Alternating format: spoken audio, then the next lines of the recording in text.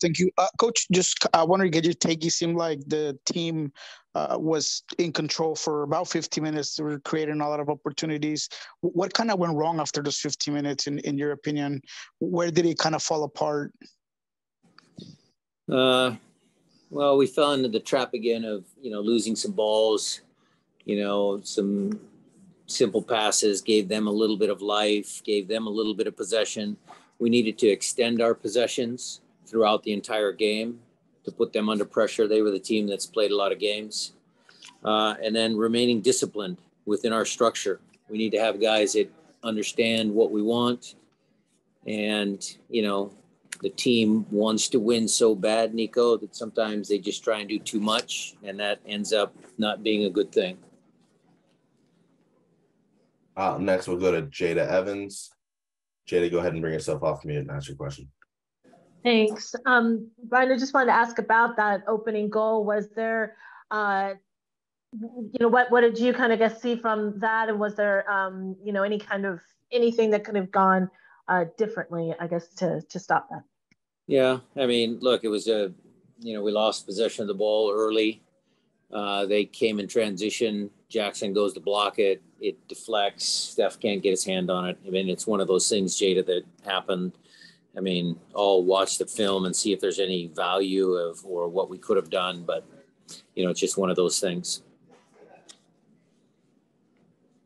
Jeremiah Oshan, go ahead and take yourself off mute. Yeah, it seemed like for a pretty long spell there in the second half, it almost looked like the LAFC was the more energetic team, even though they were coming off a pretty heavy period. Was that what you saw, and what did you make of that? I don't know, because look, Leo Chu got in behind. The game got a little stretched. Certainly, when they possessed the ball, they looked composed. So it might have been a little bit of that. I'm not so sure it was freshness. Maybe it was just the possession. I don't know what the possession stats were in the first half compared to the second half.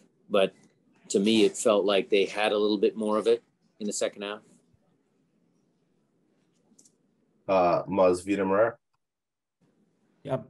Hey, Brian, getting back to Leo Chu, getting space and speed down there. What did you observe as being kind of the issue of not y'all being able to finish? Was it recognition, getting players in the box when he was getting the ball in there, or was it execution, him not getting the ball in at the right time? I think it's a combination of both. I mean, look, this is a team sport. I thought Leo really put in a good shift tonight. Did we get enough numbers in the box? Were we able to expose the penalty spot or top of the box a little bit more often? It's a combination of both of those things. So again, for me with Leo, I mean, he's got such a tremendous upside that he's going to get into those situations, and that's going to come with a little more experience. He'll find the assists again, and he did find Raul in the first half, on a good play. So there were some good moments there. Owen Murray. I just wanted to kind of ask about how the team's understanding of possession changes with Nico and Rusnak on the same kind of horizontal line, like what that does both for them and then for a guy like Leo.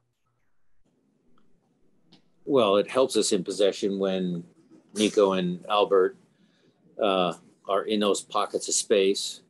LAFC made an adjustment in their triangle in midfield. We talked about that at halftime.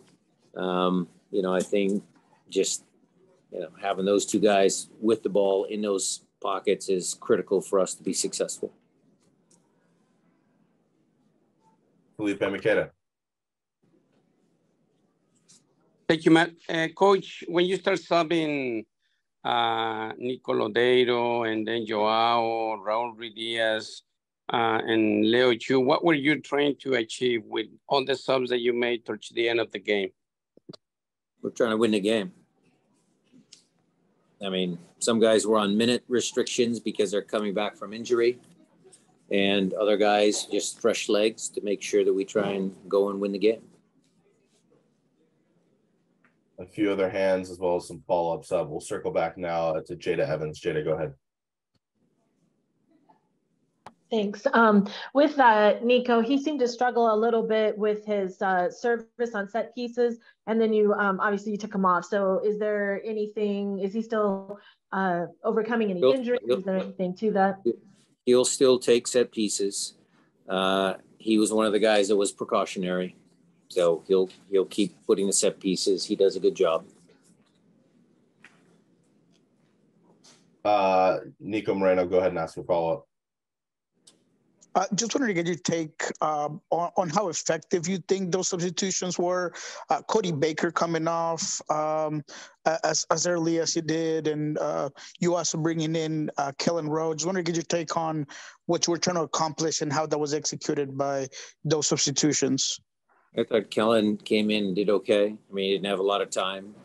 Reed is a little bit more attack-minded than Cody. So that was the reason for the change there. Didn't have anything to do with Cody. We just wanted a more attacking player in that position.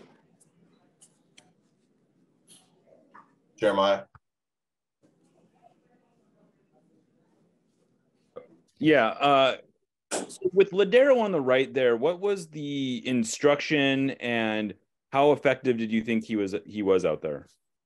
I thought he was great for 55 minutes. I think the team was great for 55 minutes. It's a position that he can play. Picked up a lot of balls in the first half, was able to play guys in. So I thought he played well there. Tiago from a Territory MLS just gave your permission off. Go ahead and take yourself off mute and ask your question. Good night, Coach. Seattle, like many other teams, had to play without players that are on the national teams. Do you think the league should look more carefully at taking a break during the international team games? I don't think there's enough room in the calendar, and it's not me to say. The people that run the tournaments from CONCACAF and run the tournaments and run the league from MLS, they have to make those decisions. We deal with it as coaches and players. We have a good squad, a deep squad. So, for me, it's just, we miss the players, but we understand that that's sometimes part of MLS. All right, looks like I see one more hand up in the queue. So Masvidal, why don't you go ahead and close us out? Yep. Hey, Brian, going back to LAFC's change in the midfield, and you said that triangle, did their change cause your defense midfield and to go back further towards the goal and allow them to have more space? Was that the difference in the second half there? No, it was the exact opposite. They switched from one holder to 2 10s to 2 holders and 1 10. And it made them defensively a little bit better. So for them, it gave them a little bit more, solid play in that area of the field. We still outnumbered them 4 for 3 in the middle of the park, Maz. You'll see that. And, it was just then when Obed and JP picked up the ball, one of those two had to step forward. And that's when we tried to find Albert and Nico. But it was a little easier in the first 35 minutes of the game because we parked Nico and Albert on either side of Illy Sanchez. Thank you. So one last late hand. Jeremiah, do you have one last one to close us out? Yeah, if you could just speak to sort of the landscape that you're looking at for the next 5 games. Obviously, you're still going to be missing several guys for this stretch, and the table is very tight. Yeah, the landscape is tight. Obviously we're missing some critical pieces on the right-hand side, but, Jeremiah, it is what it is. We're not going to make excuses. We're going to go out and we're going to try and regroup for Orlando at home and keep playing. There's nothing else we can do.